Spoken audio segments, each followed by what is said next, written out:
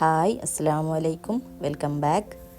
ഇന്നൊരു day in my life video ആണ്. ഒട്ടും സ്പെഷ്യൽ അല്ലാത്ത എൻ്റെ ഒരു നോർമൽ ഡേ ആണിത്. അപ്പോൾ വീഡിയോ നിങ്ങൾക്ക് ഇഷ്ടമാവുമെന്ന് വിചാരിക്കുന്നു. ഇഷ്ടമായെങ്കിൽ ലൈക്ക് ചെയ്യുക, ഷെയർ ചെയ്യുക, പിന്നെ സബ്സ്ക്രൈബ് ചെയ്യാതെ കാണുന്നവരുണ്ടെങ്കിൽ ഒന്ന് സബ്സ്ക്രൈബ് കൂടി ചെയ്ത് സപ്പോർട്ട് ചെയ്യുക.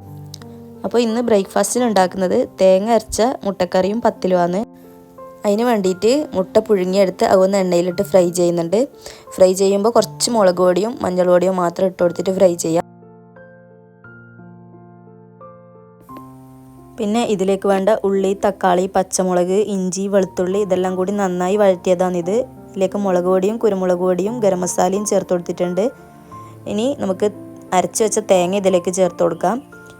മഞ്ഞൾ പൊടി മാത്രം ഇട്ടിട്ട് 1 കപ്പ് തേങ്ങയാണ് അരച്ചു കൊടുത്തത്. നന്നായി മിക്സിയിൽ പേസ്റ്റ് പോലെ ആയി കൊടുക്കുക. എന്നിട്ട് അതേ മിക്സിയുടെ ജാറിലേക്ക് തന്നെ കുറച്ച് വെള്ളവും കൂടി ചേർത്ത് നമുക്ക് കറി നന്നായി ഒന്ന് മിക്സ് ചെയ്ത് കൊടുക്കാം.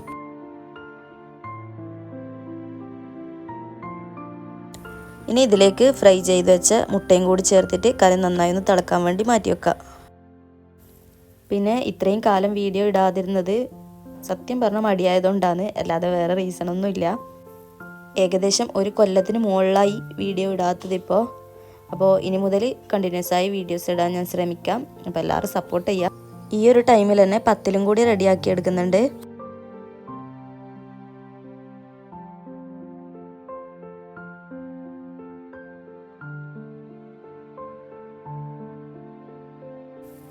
പത്തലും കറിയെല്ലാം റെഡി ആയിട്ടുണ്ട്. ഇനി കുറച്ച് വാഷ് ചെയ്യാനുള്ളതൊക്കെ ഒന്ന് മെഷീനിൽ ഇട്ട് കൊടുക്കുന്നതാണ്.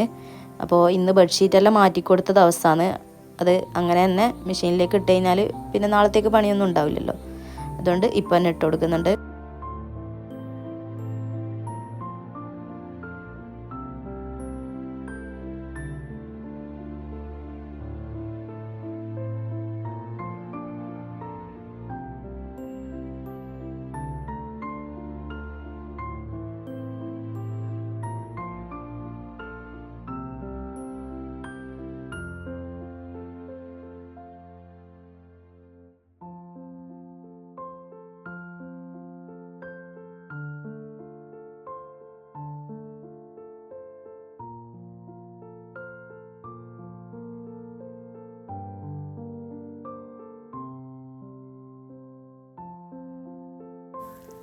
ഞാൻ ഫുഡ് കഴിച്ച് കഴിയുമ്പോഴേക്ക് തന്നെ മേജു എണീച്ച് വന്നിട്ടുണ്ടായിന്. അപ്പോൾ പിന്നെ ഓക്ക് ഫുഡ് കൊടുക്കലും കാര്യങ്ങളെല്ലാം ആയി. അവളുടെ ഫുഡ് കഴിക്കൽ ഇപ്പോൾ 2 ദിവസമായിട്ട് ഭയങ്കര കുറവാണ്. കാരണം എന്ന് പറഞ്ഞാൽ പനിയെല്ലാം പിടിച്ചിട്ടുണ്ടായിന്. അപ്പോൾ അതിൻ്റെ ക്ഷീണം കൊണ്ട് തന്നെ ഫുഡ് കഴിക്കലേ ഇല്ല. അത്രയും നിർബന്ധിച്ച് കൊടുത്താൽ കുറച്ച് കഴിക്കുന്നതാണ്. അതുപോലെ തന്നെ 2 ദിവസമായിട്ട് ഭയങ്കര സങ്കടമാണ്. ആരെന്ത് പറഞ്ഞാലും അപ്പം തന്നെ ഉണ്ടായി ഇരുന്നിട്ട് കരയുന്നത്.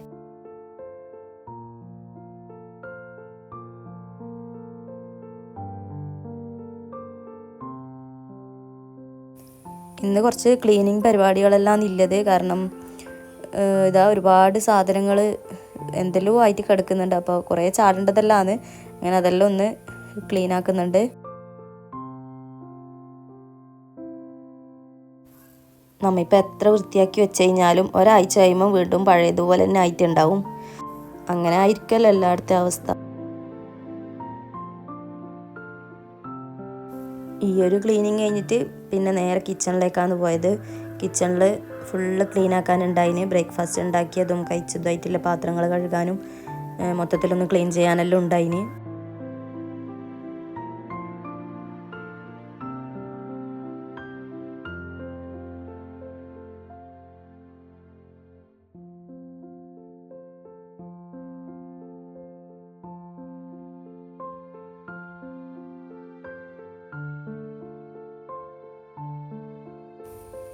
ഇന്ന് ഉച്ചക്കത്തേക്കുള്ള ഫുഡ് ആക്കലാണ്.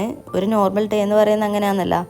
രാവിലത്തെ ബ്രേക്ക്ഫാസ്റ്റ് ഉണ്ടാക്കുക, ഉച്ചക്കത്തെ ഫുഡ് ഉണ്ടാക്കുക, പിന്നെ അതിൻ്റെ ക്ലീനിങ്ങും പരിപാടിയും, പിന്നെ വൈകുന്നേരത്തെ ചായ ഉണ്ടാക്കുക, പിന്നെ രാത്രി അതുപോലെ തന്നെ വീണ്ടും ഫുഡ് ആക്കുക. ഇന്ന് സ്പെഷ്യലൊന്നും ഇല്ല. ഉച്ചക്ക് പയറ് വറവ്, മീൻകറി, മീൻ പൊരിച്ചത് ഇത്രയും ഉണ്ടാക്കുന്നില്ലോ. ഞാനിന്ന് തേങ്ങ ഇടാത്ത പയറ് വറവാണ് ആക്കുന്നത്. ഇവിടെ എല്ലാവർക്കും അതാണ് ഇഷ്ടം. തേങ്ങ ഇട്ടതിനോട് വലിയ താല്പര്യമില്ലായിരിക്കും. ഞാൻ അങ്ങനെ പയറെല്ലാം കട്ട് ചെയ്തെടുത്തിട്ടുണ്ട്. പിന്നെ ഇതിലേക്ക് ഒരു ചെറിയ കഷ്ണം ഉള്ളി, 2 പച്ചമുളക് എടുത്തിട്ടുണ്ട്. അതിൻ്റെ ഇടയ്ക്ക് കാക്ക കരയുന്ന സൗണ്ട് വരുന്നുണ്ടല്ലേ. അപ്പോൾ കാക്കനോട് ഇപ്പോൾ കരച്ചിൽ നിർത്താൻ പറയാൻ പറ്റില്ലല്ലോ. വിരുന്നാർ വരുമ്പോൾ നീ കാക്ക കരയിലെന്നെല്ലാം ചില ആൾക്കാർ പറയുന്നേക്കാം. അതെല്ലാം ശരിക്കും ഇങ്ങനെ വെറുതെ പറയുന്നതാണ്. കാരണം കാക്കയ്ക്ക് എങ്ങനെ അറിയാലും നമ്മളെ പൊരയ്ക്കുന്ന വിരുന്നാർ വരും. ഇനി ചൂടായ പാത്രത്തിലേക്ക് കുറച്ച് ഓയിൽ ഒഴിച്ച് കൊടുത്തിട്ടുണ്ട്. വെളിച്ചെണ്ണയാണ് എടുത്തത്. അതിലേക്ക് കടുകിട്ട് പൊട്ടിച്ചെടുക്കുക. എന്നിട്ട് നമുക്ക് പയർ, ഉള്ളി, പച്ചമുളക്, വെളുത്തുള്ളി ഇടണം. വെളുത്തുള്ളി ഇടാൻ ഞാൻ ശരിക്കും വിട്ടുപോയതാണ്. അപ്പോൾ അതെല്ലാം കൂടി ഇട്ടിട്ട് കുറച്ച് നേരം എണ്ണയിലൊന്ന് ഇളക്കി കൊടുക്കുക. പിന്നെ ഇതിലേക്ക് മഞ്ഞൾ പൊടിയും ഉപ്പും ഇട്ട് കൊടുക്കുക. പിന്നെ ആവശ്യത്തിന് വെള്ളവും കൂടി ഒഴിച്ചിട്ട് അതൊന്ന് വേകാൻ വേണ്ടി അവിടെ മാറ്റി വെക്കുക.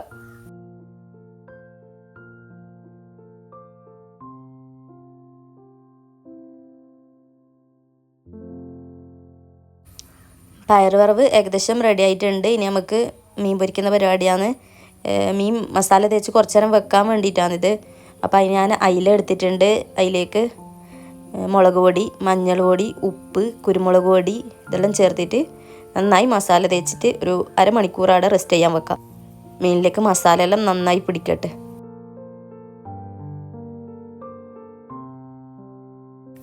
ഈ ഒരു ടൈമിൽ മീൻ കറി ആക്കാൻ വേണ്ടിയിട്ട് ഒരു ചട്ടി വെച്ച് കൊടുത്തിട്ടുണ്ട്. അതിലേക്ക് ഓയിൽ ഒഴിച്ചിട്ട് ഓയിൽ നന്നായി ചൂടായി വരുമ്പം കുറച്ച് ഉലുവ പൊട്ടിച്ചെടുക്കുക.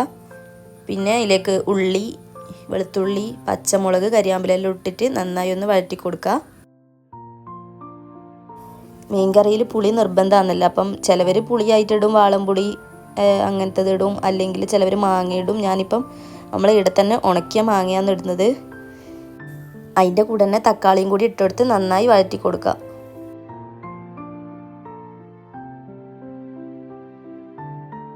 ഉള്ളിയും തക്കാളിയെല്ലാം ഒന്ന് വെന്ത് വന്നു കഴിഞ്ഞാൽ ഇതിലേക്ക് 2 ടേബിൾ സ്പൂൺ മുളക് പൊടി, ഒരു 1/2 ടീസ്പൂൺ മഞ്ഞൾ പൊടി, 1/2 ടേബിൾ സ്പൂണോളം കുരുമുളക് പൊടിയും ചേർത്ത് കൊടുക്കുക.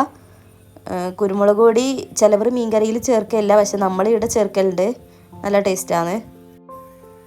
ഇനി പൊടികളുടെ പച്ചമണം മാറുന്നത് വരെ ഒന്ന് ഇളക്കി കൊടുത്തിട്ട് അതിലേക്ക് നമുക്ക് കുറച്ച് വെള്ളം കൂടി ചേർത്തിട്ട് ഒന്ന് മിക്സ് ചെയ്ത് കൊടുക്കാം. ഈ ഒരു ടൈമിൽ തന്നെ നിങ്ങൾക്ക് എത്രയാണോ കറിയിൽ വെള്ളം വേണ്ടത് അത് ചേർത്ത് കൊടുക്കുക. ആ വെള്ളം ഒന്ന് തിളച്ച് വരാൻ തുടങ്ങുന്ന ടൈമിൽ തന്നെ നമുക്ക് മീനും ഇട്ട് കൊടുക്കുക.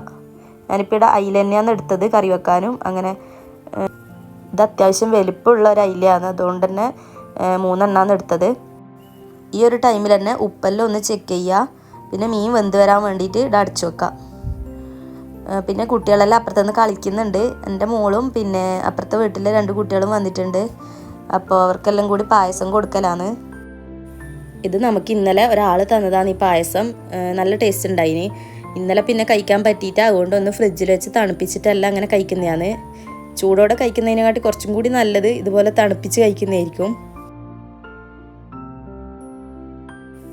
പിന്നെ ഈ ഒരു ടൈമിൽ മീനും കൂടി പൊരിച്ചു കൊടുക്കുന്നുണ്ട്. അപ്പോൾ പിന്നെ ഉച്ചക്കത്തേക്കുള്ള എല്ലാം റെഡിയായി. ഇനി ചോറ് കഴിക്കേണ്ട പരിപാടിയേ ഇല്ലൂ. ചോറ് പിന്നെ കുറച്ച് വെയ്തിട്ടാണ് കഴിക്കൽ.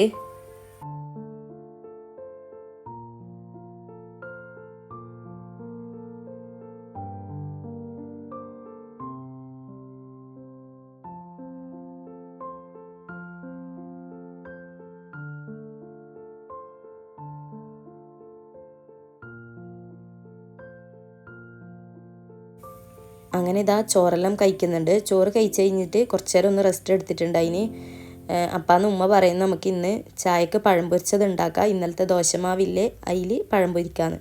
അങ്ങനെ പൊരിക്കുമ്പോൾ നല്ല ടേസ്റ്റാണ് കേട്ടോ. ചിലവർ അങ്ങനെ പൊരിക്കലുണ്ടാവുമായിരിക്കും, പക്ഷേ പൊരിക്കാത്തവരും ഉണ്ടാവും. അതുകൊണ്ടാണ് ഞാൻ പറഞ്ഞത്. ആ ദോശമാവിലേക്ക് കുറച്ച് മൈദപ്പൊടിയും പഞ്ചസാരയും കൂടി ഇട്ട് കൊടുത്തിട്ട് നന്നായി മിക്സ് ചെയ്ത് വെക്കാം. ഞാനിവിടെ അത്യാവശ്യം പഴുത്ത 3 പഴമാണ് എടുത്തത്. അധികം പഴുക്കാത്ത പഴംപൊരിക്ക് പാങ്ങുണ്ടാവില്ല. അതുകൊണ്ട് തന്നെ കുറച്ച് പഴുപ്പ് കൂടിയത് തന്നെ എടുക്കുക.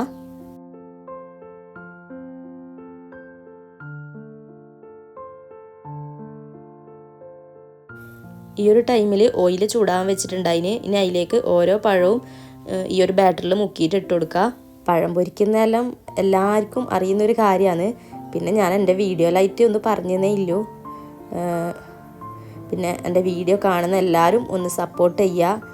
സബ്സ്ക്രൈബ് ചെയ്യാത്തവരെല്ലാം സബ്സ്ക്രൈബ് ചെയ്യുക. അപ്പോൾ ഇൻഷാ അല്ലാ ഇനി മുതൽ അങ്ങോട്ടേക്ക് നല്ല നല്ല വീഡിയോസ് എല്ലാം എടുത്ത് അപ്ലോഡ് ചെയ്യണമെന്ന് ആഗ്രഹമുണ്ട്. നിങ്ങളെല്ലാം സപ്പോർട്ട് ഇല്ലെങ്കിൽ എനിക്കതൊന്നും നടക്കില്ല. അപ്പോൾ ഇന്നത്തെ വീഡിയോ അത്രയേ ഉള്ളൂ. ഏതായാലും നമ്മൾ കായ് വെച്ചതും ചായയും കുടിച്ചിട്ട് വരാം. അപ്പോൾ ഇൻഷാ അല്ലാ ഇനി പുതിയൊരു വീഡിയോ ആയിട്ട് കാണുന്നത് വരെ ബൈ ബൈ.